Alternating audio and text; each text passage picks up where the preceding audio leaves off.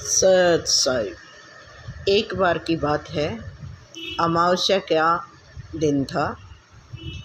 कबीरदास जी को उसके माता पिता ने कहा, बेटा दूध ले आओ किसी के घर से और खीर बनाएंगे। हमारे पितर भी खुश होंगे, पितर भी खाएंगे और हम भी खाएंगे। कबीरदास जी को बर्तन दे के भेज दिया दूध लाने के लिए और खुद इंतज़ार करने लगे कि दूध आने के बाद खीर बनाएंगे, पितरों को खिलाएंगे, फिर खुद खाएंगे। कबीरदास जी जंगल में चले गए। जंगल में जाने के बाद एक मरी हुई गाय थी जिसका केवल अस्थि पिंजर ही वहाँ पे रहा था। वो थोड़ी घास तोड़ करके लाए और उसके सामने डाल दिया।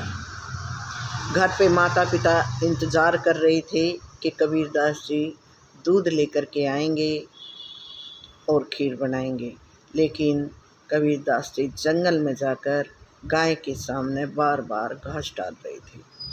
किसी पास वाले ने देखा कि कबीरदास जी मरी हुई गाय को घास डाल रहे हैं, तो पूछा उससे कि ये तुम क्या कर रहे हो। उस कबीरदास जी ने कहा कि मैं इन्हें घास डाल रहा हूँ कि ये ज़िंदा हो जाए और इस घास को खाए तो मैं दूध निकाल लूँ इसका। सबने कहा कि ये तो ऐसा क्यों हो रहा है, कोई मरा हुआ भी ज़िंदा होता है, मरा हुई गाय भी कहीं घास खाती है। कबीरदास जी बोले कि नहीं, मैं ये इंतज़ार कर रहा हूँ। जब बहुत देर तक कबीरदास जी नहीं आए और पड़ोस वालों ने बताया कि कबीरदास जी तो जंगल में गए हुए हैं, तो माता पिता हार करके भूखे प्यासे वहीं जंगल में पहुँचे।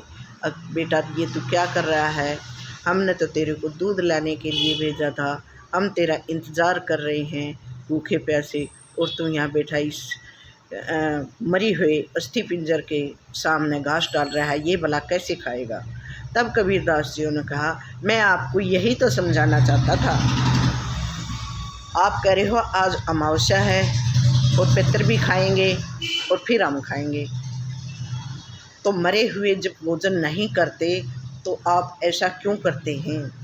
ये तो हो ही नहीं सकता कि मरे हुए आकर के भोजन करें। इसलिए आप अमावस्या का नाम लेकर के पितरों को खिलाने की बात दिमाग से बिल्कुल ही निकाल दो।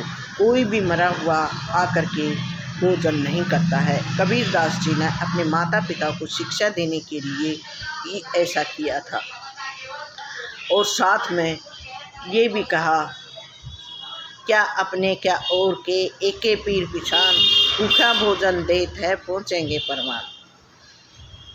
खिलाओ, जिंदा व्यक्तियों को खिलाओ, जितना खिला सकते हो उससे ही कल्याण होगा। लेकिन अमावस्या के नाम पर हम पितरों को कुछ भी नहीं खिला सकते।